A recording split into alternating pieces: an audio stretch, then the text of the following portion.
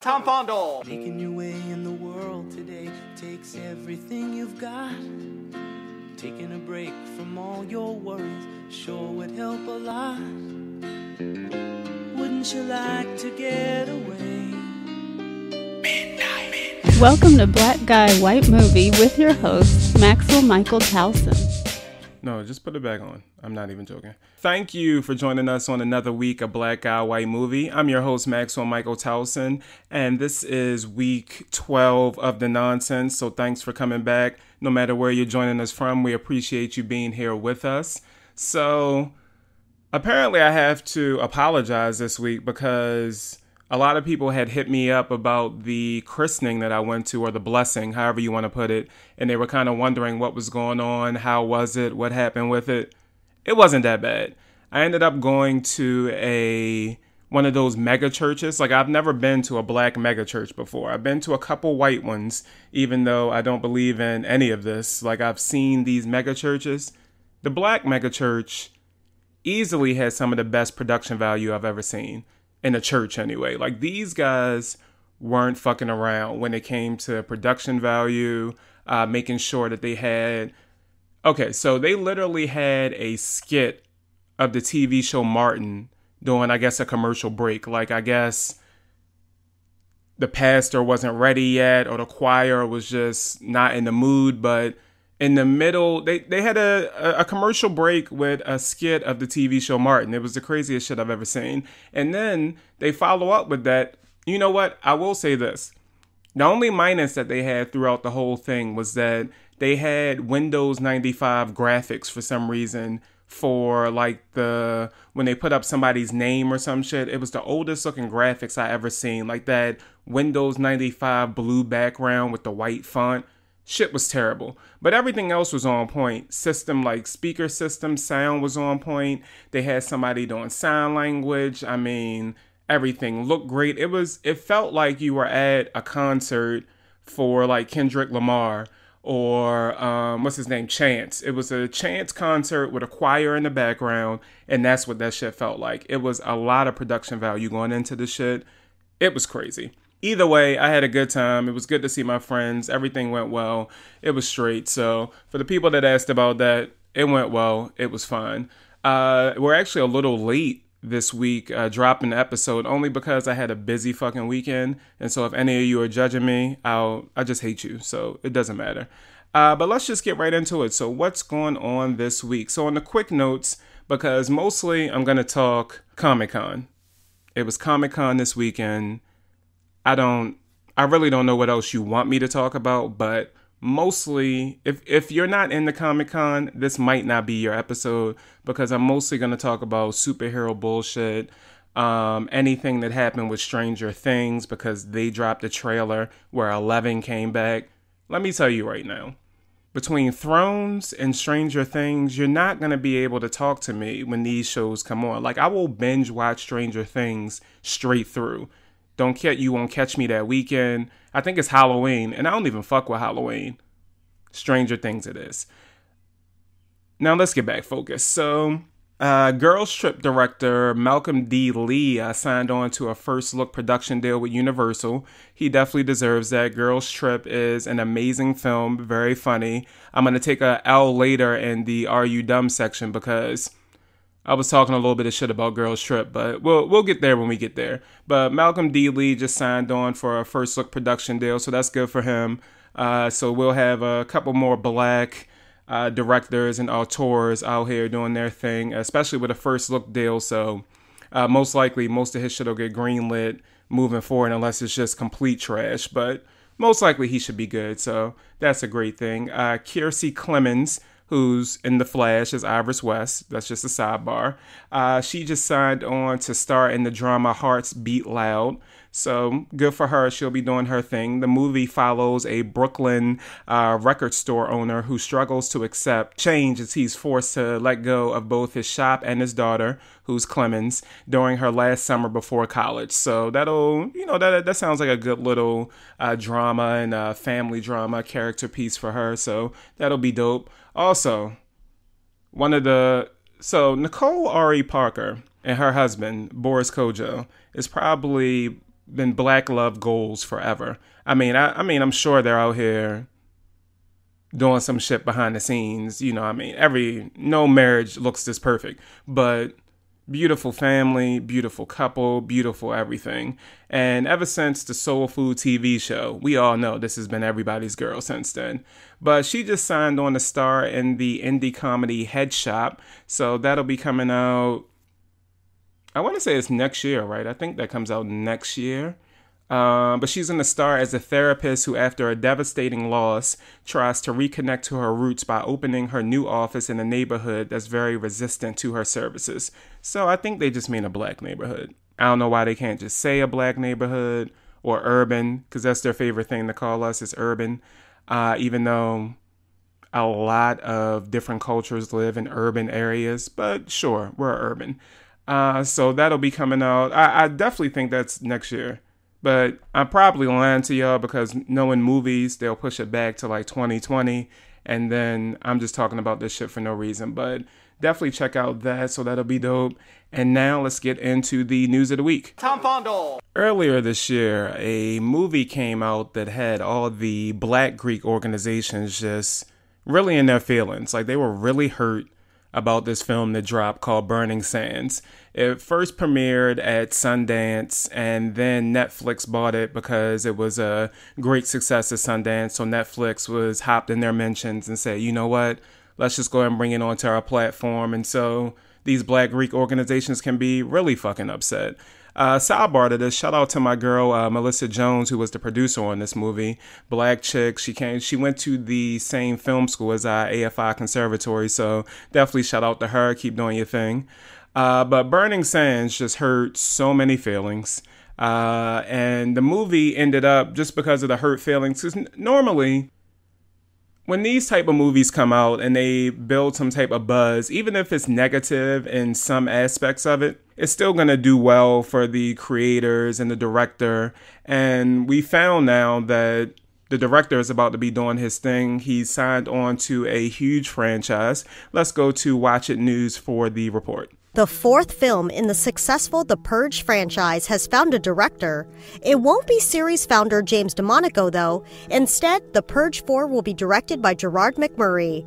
McMurray is the maker of the Sundance Festival favorite Burning Sands. It will mark the first time DeMonaco hasn't shot a Purge. The switch could possibly indicate a change in style and direction. To be honest, I don't even know how we got to 4 Purge movies. I take that back, because I always say this because I know how we got here. They make money. I say this about the Transformers movies too. Like, how did we get to a 5th and 6th Transformers movie? It's because they make money. The Purge was really a one-off idea. It's no way that they've mined this for sequel gold the way they have. Like, I mean, this shit is a little crazy. The first one was decent to good, you know, it had Cersei Lannister in it, so she was doing her thing because, you know what, just to let you guys know, Cersei Lannister is my favorite character on the show. I know she's a villain.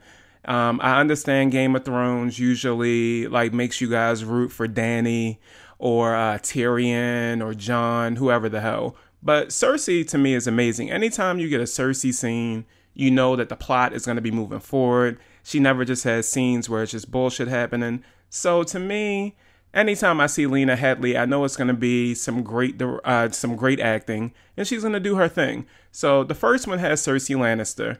The second one, for some reason, had Matt Saracen from Friday Night Lights, the TV show.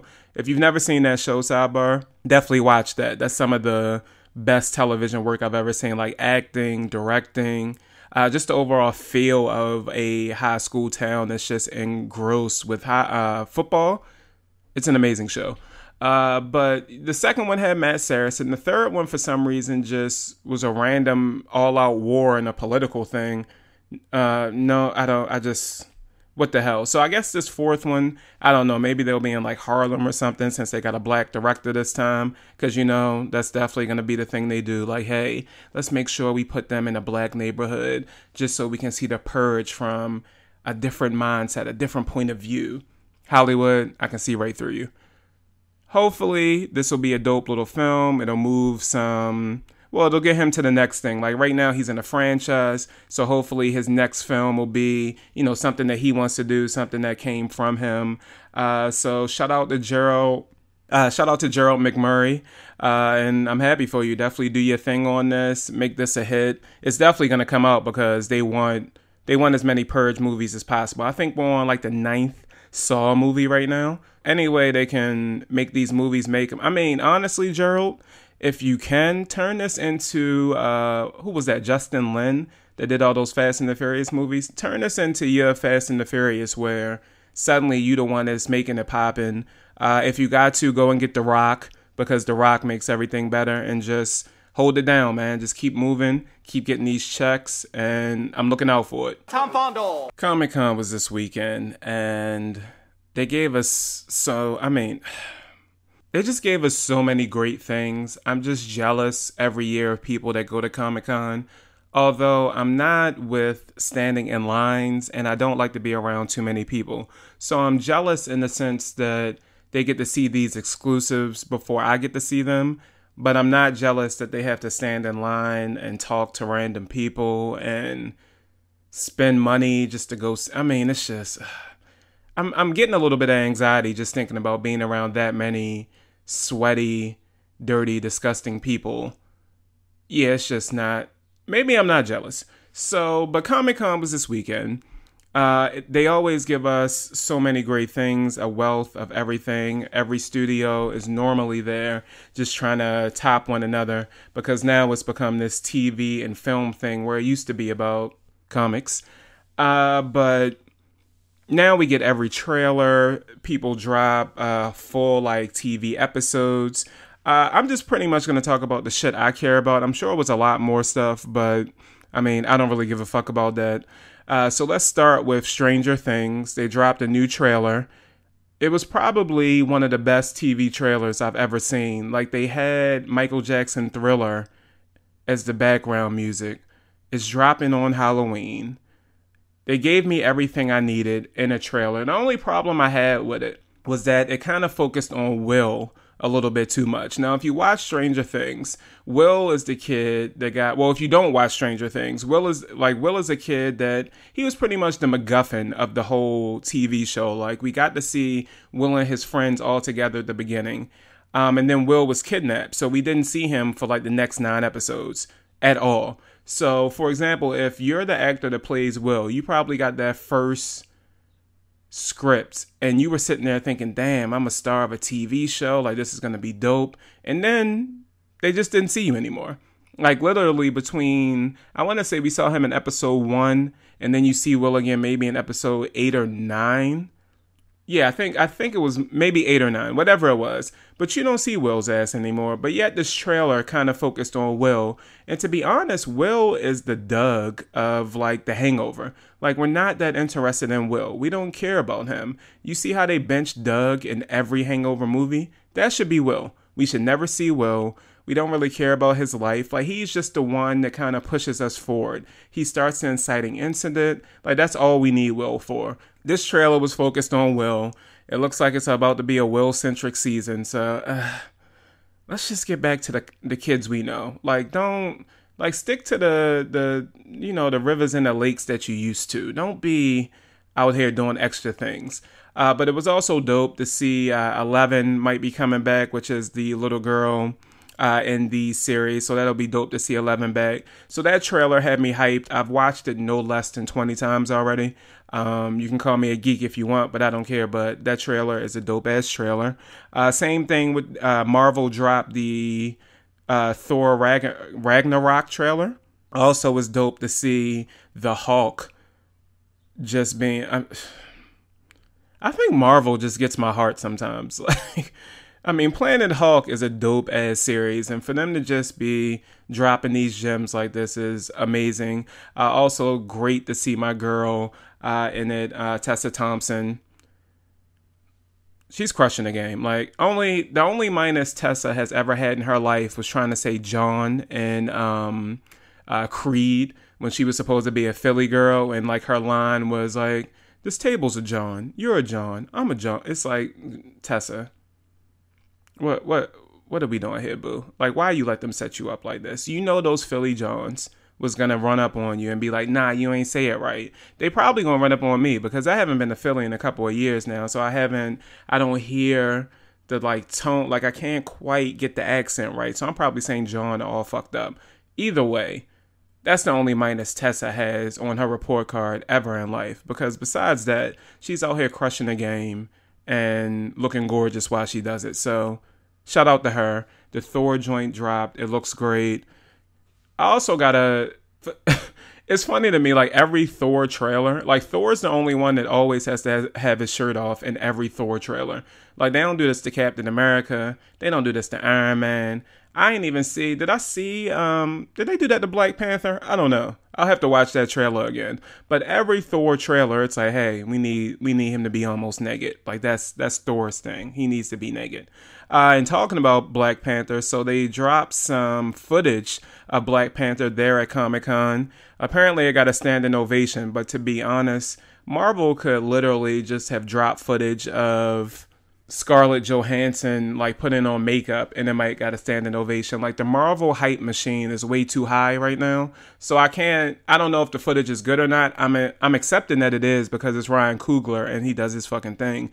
But I can't say if it's good or not just because they got a standing ovation. Standing ovations coming from anything Marvel puts out means nothing. They literally could put out a trailer of Robert Downey Jr. reading out his schedule for the week and it might get a standing ovation. Like Marvel fans are to the level of the Beehive at this point where if Beyonce just wants to like put out a video of her getting a mani-pedi, it's going to get 1 million likes on YouTube that day. Like they're going to talk about how she got French tips or whatever the fuck she has, the certain gel she has, if she's using whatever. It's always going to be a thing. So, but the Black Panther footage did get a standing ovation at Comic-Con. So shout out to Ryan Coogler because, hopefully that means great things. But again, you never fucking know. Let's see. So, they also revealed Marvel that Captain Marvel will be set in the 1990s with the Skrulls as the villains, which, I mean, the Skrulls part really means nothing. Villains are going to be villains. But that it's set in the 90s will be interesting to kind of give it that retro feel. I think they're trying to...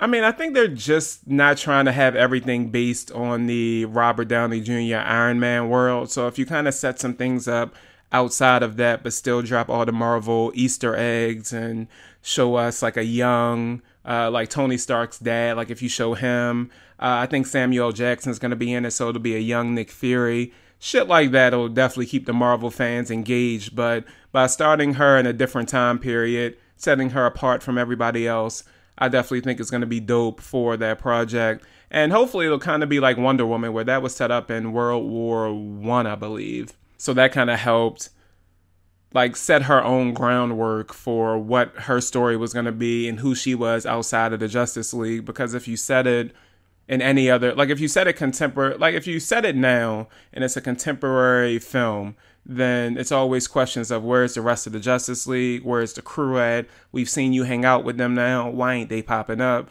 So that is always a problem. And it's going to be the same problem with The Flash and Cyborg coming up, because there's no way we're getting a solo Cyborg movie because nobody really fucks with him that much. So you're going to have to drop the Flash in it. It's how the Hulk has to be in the Thor movies now. You just going to have to team up everybody because we ain't got time to... We just don't got time. It's too much stuff coming out. It's too much great TV. I mean, Game of Thrones is back, people. We don't have time to be going to the movie theater all the time. Like, just give us what we need. Also, Michelle Pfeiffer, who is forever going to be in my mind anyway, she's going to be the teacher from Dangerous Minds because, like, come on, it's Dangerous Minds. But Michelle Pfeiffer has joined Ant-Man and the Wasp, so that'll be dope to see her. They're adding more. I think it's kind of dope how they're adding all these great actors into, like, these comic book films that used to be thought of as a joke, but now these great actors are signing on to these. And it's definitely making them better because, I mean, you're getting great actors to sign on. You're getting great directors. The behind the scenes people are amazing. Like some of the editors that work on these are just so fucking dope. all these projects are getting stronger little by little. So let's see here. Also, the Justice League dropped the trailer. The trailer was okay. It wasn't great. Like, I wasn't as hype as the first trailer. But I will say, it is kind of dope to see them all together every time you see, like, a Justice League setup. The Flash is funny as shit to me. Like, all his little stuff in the trailer was dope. Somebody also has to answer this question. Like, somebody please email me. Oh, I didn't even do the email at the beginning, but whatever. It's blackguywhitemovie@gmail.com. Somebody has to email me and tell me how Cyborg has waves. Like, who brushes his hair for him? Because he has mechanical limbs everywhere else. But for some reason, his haircut is always crispy. Like, his line is surgical. Like, does he do his own hair? Like, who brushes it for him? Who adds in the wave cap? Like, how is his... Because half of his face is cybernetic, or it's machine. And then the other half is human. But who's brushing his hair and who's keeping the acne off? Because black skin sometimes, it's just, if it's too oily, if it's too dry, like, who's keeping his facial regimen right? Who's getting him to shape up? Who's doing these things for Cyborg? Somebody please let me know, because it's quite immaculate that his shape up is just... I just got to meet his barber. Like, does he have that Carlos Boozer barber that adds in that extra little black dye? I just got to know who the fuck is doing his shape up. Moving on, let's see what else we got. Will Smith, they dropped the trailer for his film Bright that's going to be on Netflix, which looks interesting, actually. It looks like, what is the name of that movie? It looks like a fantasy world Alien Nation. If you've ever seen Alien Nation, if you've never seen it, so it's pretty much that aliens come to Earth, and it's kind of a civil rights story. Like, they come to Earth, all they want is, like, peace for the most part. It is some fucked up aliens, of course, because you always got to have some fucked up shit going on.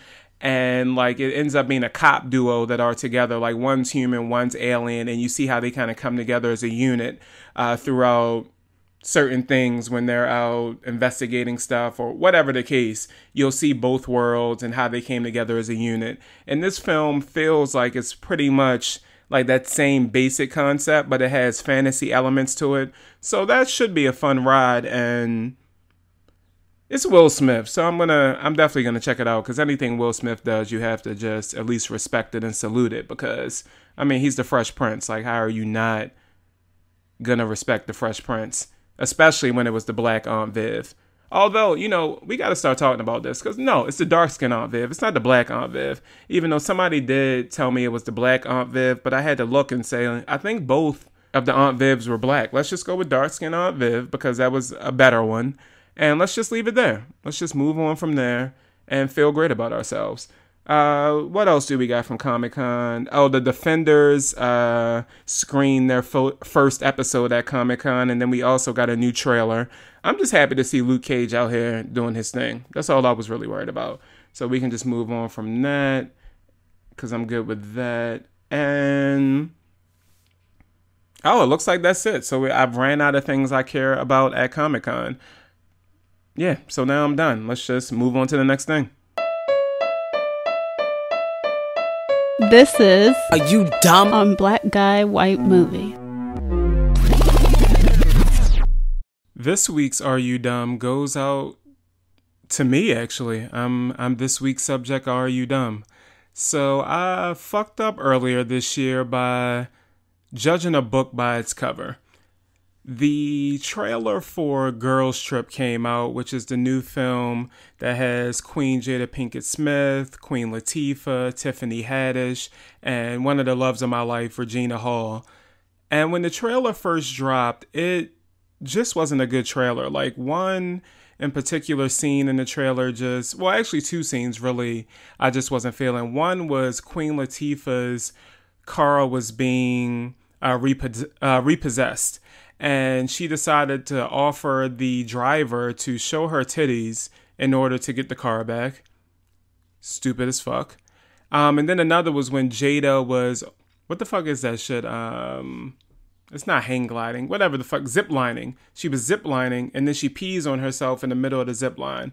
Like, what the fuck are we doing here? So because of that, I'm on Instagram talking shit about the trailer, just shaking my head, probably just not being respectful to the queens that are in this movie. The movie dropped this weekend.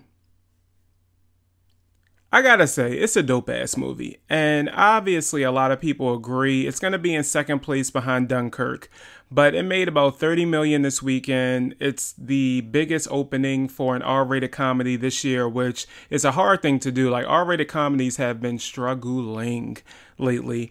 And it goes the same thing with the trailer as well. Like, a lot of the R-rated comedies have trouble putting together good trailers just because you can't, like, sometimes the great comedic moments are crude in some way, so you can't put that in the trailer where you're trying to get general audiences to show up, or you have to see it during, you know, the Fox Super Bowl or whatever the hell. You just want a more broad audience when you make these trailers. I don't know, I just have to say that I fucked up. I really judged this movie super hard just from that trailer. I do this a lot, though. I do have to say I do this a lot, especially the black movies, because we only get about 7 of them a year. And so when I see that it's a black movie coming out, I want to see why this was the movie that broke through all the red tape, why this is the movie they decided to prop up. So when these movies drop and they're not that great, it frustrates me a lot because I want them to be great. I want all of them to be dope. I want more black movies, so when it's a bad one that I don't like, I don't really give a fuck as much because I know the next week, you know, Malcolm D. Lee is dropping a movie, or Ryan Coogler has another movie dropping the next week, or maybe Spike Lee somehow makes a resurgence and gets back to the old Spike Lee. Sidebar, fuck the old Kanye. I want the old Spike Lee back. Can we get Brother Spike back into the booth to give us some of that old, like, Crooklyn love? Spike, we need you back. Stay away from this Chirac shit. All your documentaries are on point. I'm just not sure why the feature films aren't hitting like they used to be. Either way, I have to take my penance. I fucked up. I judged some shit before I even saw the movie, which I do a lot, but in this instance, I really fucked up. Girls Trip is a wonderful movie. Everybody should go check it out. It looks like a lot of people already have, so I'm not even telling you anything you don't know. But either way, this week I have one fucking question for myself. Are you dumb? This week we're reviewing Dunkirk, written and directed by Christopher Nolan, with music by Hans Zimmer. Of course, it's going to be Hans Zimmer. Cinematography by Hoyt van Hoytema. Film edited by Lee Smith, production design by Nathan Crowley, and also set direction by Gary Fettis. This is your spoiler alert, which would be kind of a hard spoiler alert since it is a movie based on historical facts, so I don't even know how I'll be spoiling anything in this sense, but whatever. And then also, you guys can always hit us up at blackguywhitemovie@gmail.com. If you have any questions, concerns, or just want to give your own thoughts on the movie, you can hit us up there. And now let's get to the review. All right, and now we're back and reviewing Dunkirk. So this movie is actually very short compared to other Christopher Nolan movies. Like, I didn't realize how short the film was, because during most of the film, I was not obviously, but I was kind of bored. I'm not going to lie to you. It's very strange to be bored during any Christopher Nolan film. I've never felt like this before. It was a very new experience for me. Like, I'm a super Christopher Nolan fan. So for me to be kind of like bored, especially in a war movie, I fucking love war movies, and I just couldn't grasp onto this one as much. But so far, let's see here. So it looks like it has an 8.7 on IMDb. Rotten Tomatoes has it at a 92%, and Metacritic has it at 94%. So it's doing pretty well so far, at least critically.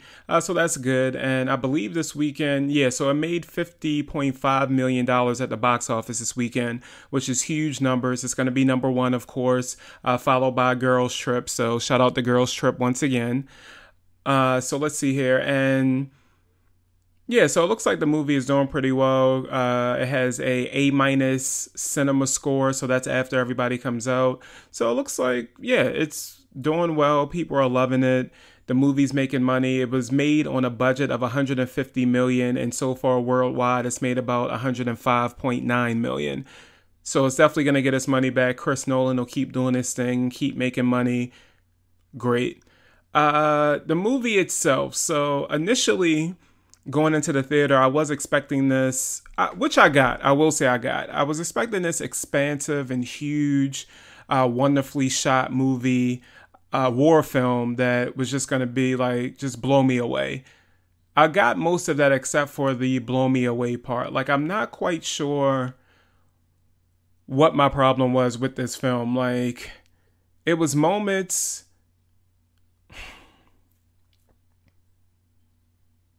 I don't know. It was just moments.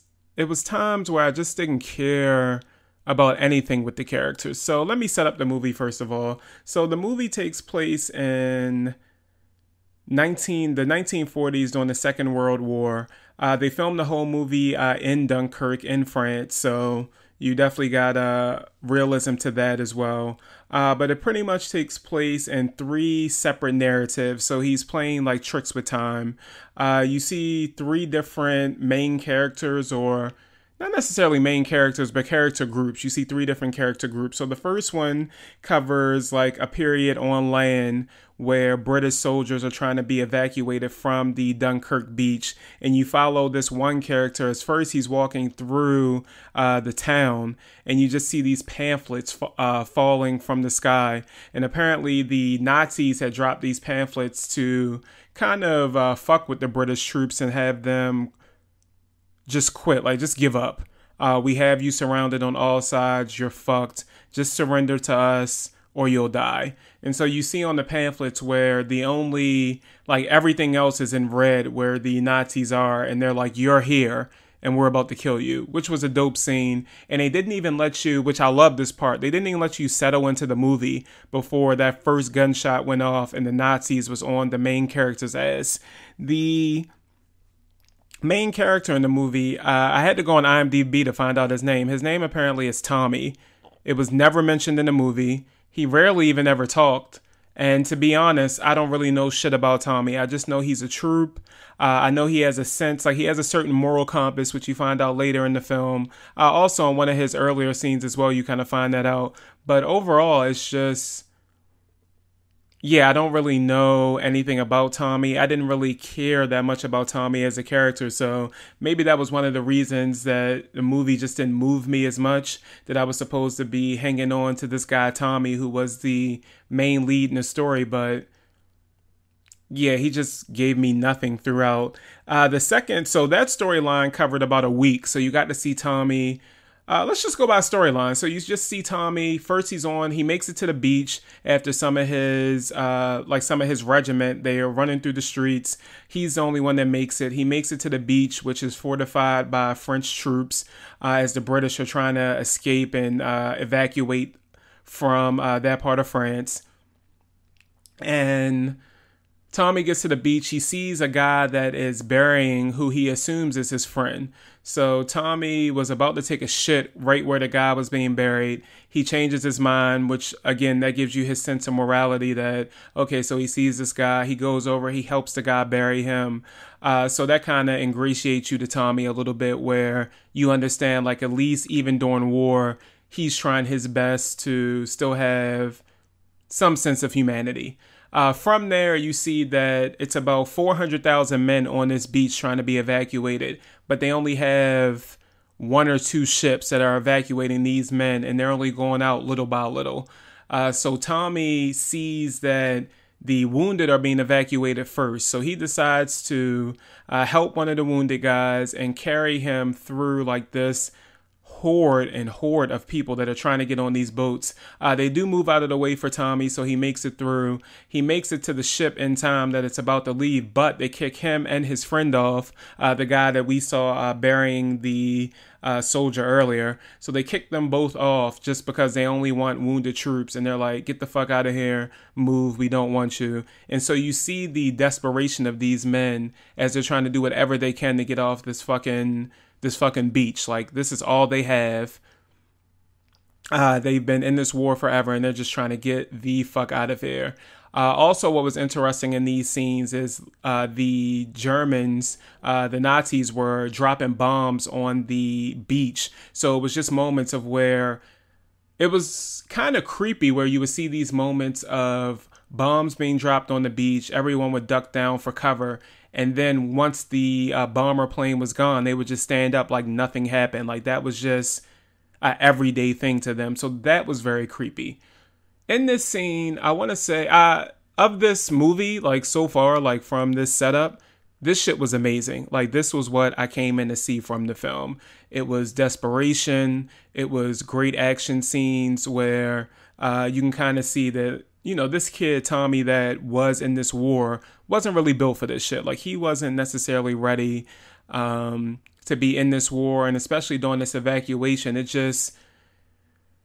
was so much dread. And I mean, it was just wonderfully shot. Like the music was building wonderfully. Like all of that to me was great in this opening scene. From there, you see like Tommy tries to get on another ship. It's bombed immediately. So he has to hop off. Again, he helps his other British compatriots to try to make sure that they're okay. So you really found like a sense of patriotism from Tommy. Like no matter who it was, if he saw another like British man out in the sea, well, just his humanity actually, because even when it was like a French soldier or a Belgian soldier, like he was always there to help somebody else. So that was great from him. From there, Tommy made it onto another ship. So pretty much his storyline was bouncing from ship to ship just to try to make sure that he gets the fuck off this beach. Like that was his only mindset. Let him and his boy get off this beach. That's all he was thinking about. So from there, Tommy hops on another ship where finally they have food. He starts eating. They have food and drink. But for some reason, his boy doesn't, like, if you go down into the ship, like, that's where you get the food and drink. But for some reason, his boy is like, nah, fuck that. I want to stay above ground. I want to be able to see everything that's going on. And it's this beautiful, beautiful shot of a torpedo coming in as the guy's, like, standing outside, and it rips the ship apart. So once again, Tommy and his boy have to escape another ship. They get off just in time. They make it out and then on to the next mission. So like the next thing was, it's a like small little boat that has been marooned on the beach. And it's pretty much there only because like it was a low tide. So once it hits high tide again, the boat will be able to move out, and who's ever in it will hopefully be able to escape from the beach. At the initial moment, so you see like a few soldiers get on, they just decide to hide out in the boat until the high tide comes, and then they can just sail away. The only problem with their plan is that they're outside of the, I guess, demilitarized zone, or the zone that the Allies have kind of cordoned off. So at any moment, German soldiers could just start shooting at them in this boat as they wait for hours and hours to make the high tide come. Of course, that's exactly what happens. They get into this, they don't even get into a firefight. Like, they're just being shot at. And when the high tide does come, like, the boat just starts sinking because all these bullet holes have been lodged into the boat for the last few hours. And now they're just fucked. This scene, like at this point in the movie, like we've seen Tommy go through all these things. We've seen also in this scene that you find out that Tommy's boy that was burying the soldier at the beginning is actually not even a soldier. He's just one of the people that live in Dunkirk that was trying to escape. And he found that the only way to escape was to take the dead soldier's uniform and everything, and to hop on a British boat was the only way that he was going to get out of Dunkirk. So it's a kind of a tense scene between the soldiers that were there with Tommy and his friends. So he's trying to take up for his friend, while the soldiers are just like, no, fuck that. Like, we should kill him, throw him over. We need to have less weight on this boat anyway. So you kind of again see that Tommy, even though like he knows the guy has kind of done something fucked up by taking a soldier's uniform, Tommy is still there just to be like, hey, no, this guy's helped me out. He saved my life. Like, this is my guy. We're not going to just throw him the fuck off the boat. And from there, of course, catastrophe happens and the boat starts sinking and they have to escape again. Throughout this whole like back and forth, going to boats, trying to escape, not escaping, coming back, honestly, for me, it got kind of monotonous. Like, if the movie wasn't broken up into the 3 separate sections where you kind of get to bounce back and forth through these, I would have been, like, I was already not that engaged into the movie anyway, but I would have certainly been bored if it was just following Tommy. Because Tommy as a character doesn't change in any way. He doesn't add anything to the screen time. It was just pretty much about the desperation of the event. Like, honestly, the beach was probably the main character of this movie. Like, that was the only character that kind of added in anything, honestly. Like, this was just full-on onslaught of bombings, fights, like Tommy jumping from ship to ship. Like, that was pretty much Tommy's whole thing. So finally he made it to this small British yacht. It was a private yacht that came to the shore. Like, Tommy finally made it on there and escaped the beach. And so that was pretty much his storyline. The second storyline, and Tommy's storyline, was covered within a week. So you got to see like him really going through it on this beach. The second storyline was covered in a day, and you got to see this family, this British family that decided that they were going to help out the men at Dunkirk by sailing there, which I think it was a half-day sail, and try to evacuate as many men as possible. So it's just regular citizens saying they have a boat, they're going to go out, they're going to do this, and they're going to help out as much as possible. And so you see, I wouldn't call it a fleet, but let's say a couple hundred of just normal people like going out, taking their yachts, taking their boats to help evacuate these men, just because the British Navy wasn't coming to do that shit. They're trying to, a little background about it, pretty much is that Churchill was trying to save as much of the manpower and the resources that they did have.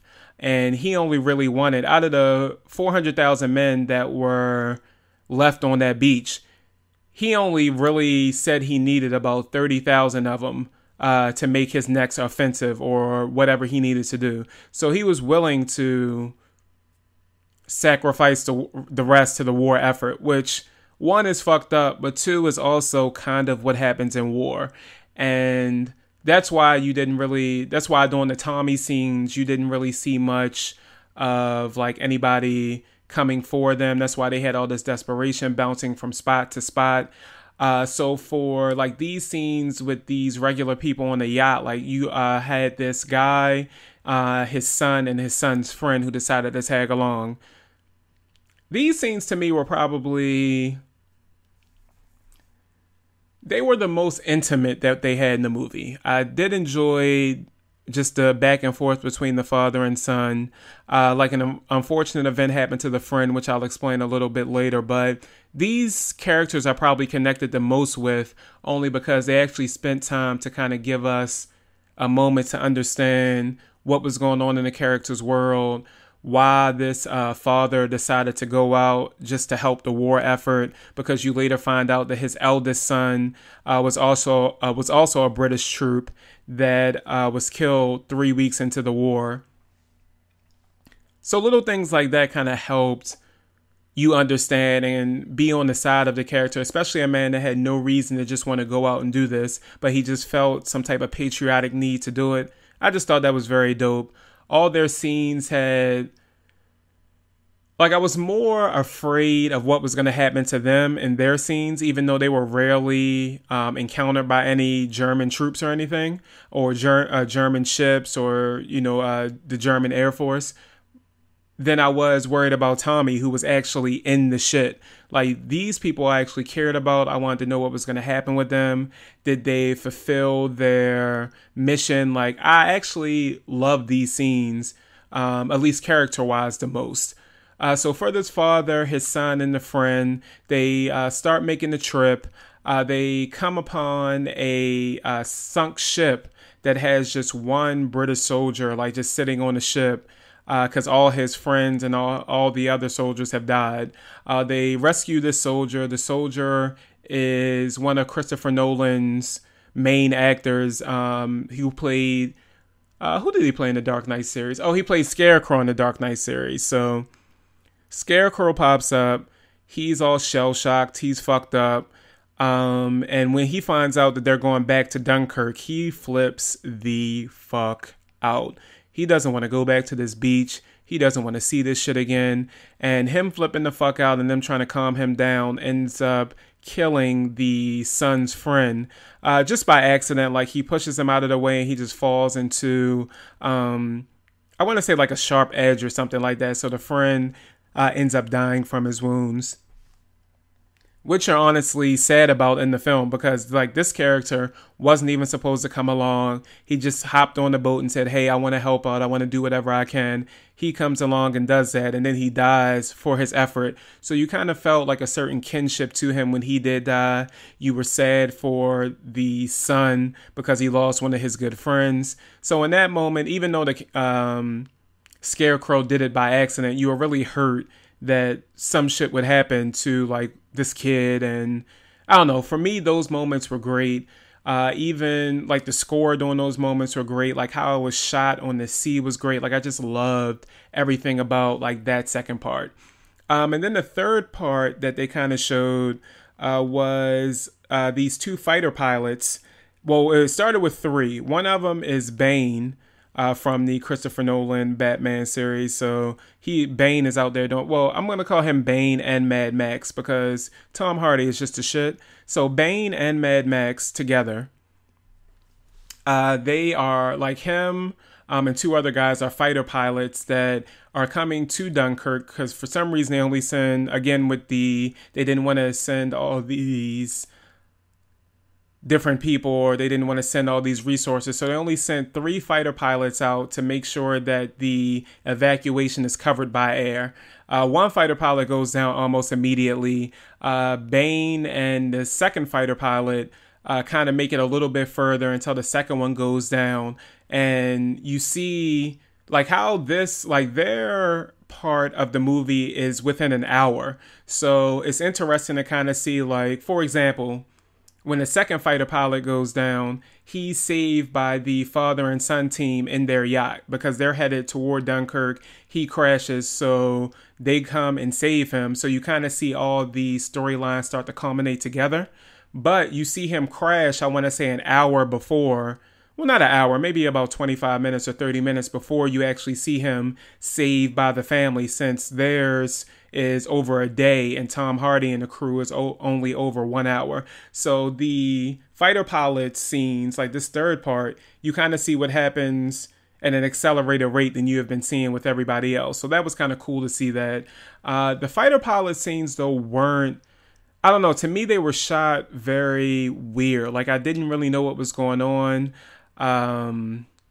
Yeah, a lot of the scenes just weren't that great. Like you got to follow along with Tom Hardy, whose fuel gauge was shot out during one of the battles, so he never necessarily knew how much fuel he had left. But he also ended up being the one that he was kind of the only guy that was covering the air for the whole evacuation. So it was a very tense moment where you could see one of the German bombers coming in, and they were about to just rain terror down on the beach once again. And Tom Hardy came in at the last moment and saved everybody. He also did that again with the family that was on a yacht at one point where they were about to be shot at. He was able to save them. So Tom Hardy was kind of he was Top Gun pretty much. He was Top Gun. He was Star Fox. He was the motherfucker that was out here doing his thing. The thing is about his scenes, even though it was accelerated, a lot of his scenes, you did get to see that how the movie kind of came together and intertwined and everything worked. You kind of got to see that, which was dope. My thing was like I didn't really feel anything for that character. Like We met all three of the airmen at the same time. If it wasn't Tom Hardy, I probably wouldn't have given a fuck about this at all. But seeing that actor recognition is kind of, oh, he must be somebody important in this. Even with that, like, I didn't really care about his character. It was dope that he was able to like save them on the beach. Again, that was a very like that moment in the third act of him saving everybody, and then you got to see all the characters all come together at one point. That was dope. Well, at least on the yacht, you got to see the all the storylines came together pretty much on the yacht, except for Tom Hardy, who ended up running out of gas and just landing on the beach and being taken into custody by the German forces. So he did all that just to kind of surrender himself to the German forces, which is a dope scene.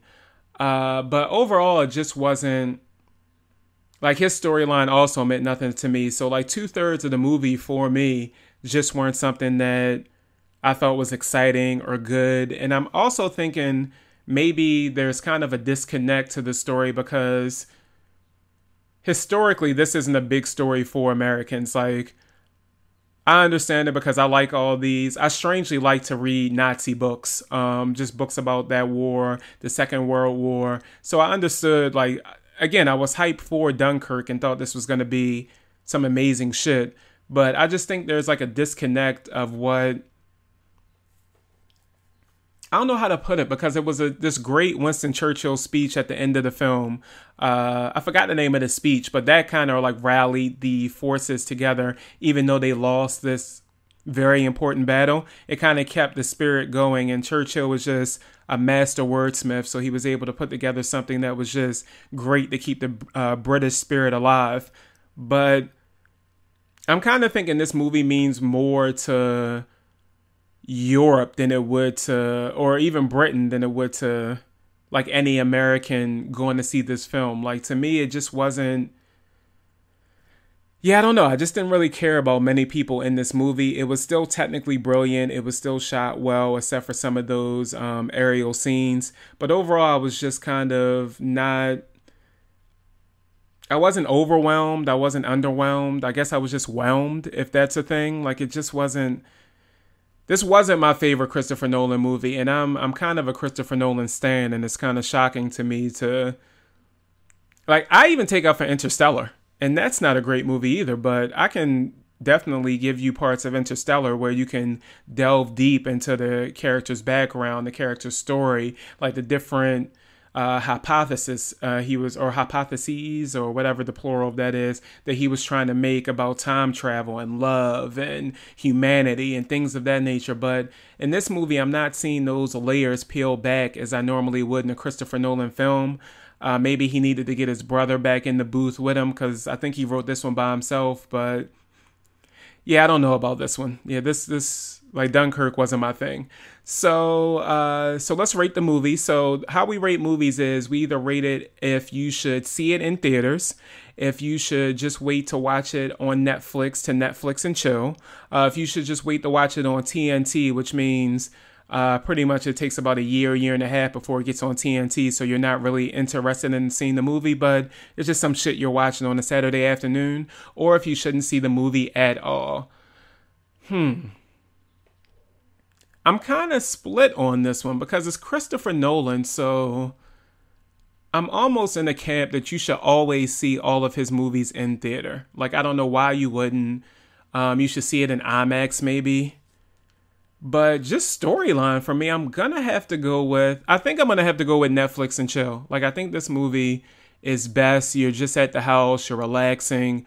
You see like this big budget Christopher Nolan movie is finally dropped on Netflix after a few months, and you watch it. Like, I feel like this is better to just kind of watch at home. I mean, the movie wasn't that long. It was maybe like an hour and 40 minutes or so. So it's not as if you're taking a lot of your day to go see it if you did go see it in theaters. But yeah, I don't know. I just didn't connect with this movie like I do most Christopher Nolan films. Honestly, if he didn't kind of have if he wasn't playing with the timeline and having it in 3 different sections, I don't even think this movie would have worked at all. Like, just kind of seeing everybody culminate together in the third act was dope for me.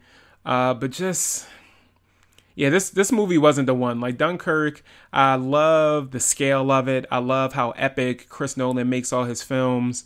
But again, I think this is just something you can wait for with Netflix. So I think we're about done. We're almost 50 minutes in, so we're going to be done for the week. As always, you guys can follow me on Instagram at Maxwell Towson. YouTube, I still think we're going to figure out the YouTube page. I don't know if they're trying to update stuff or what's going on, so we need to figure that out. Facebook is going to be at Black Guy White Movie. You can email us at blackguywhitemovie@gmail.com if you just want to reach out to us or anything. Again, as always, RIP Alex, and we'll see you guys next week. Tom Fondle.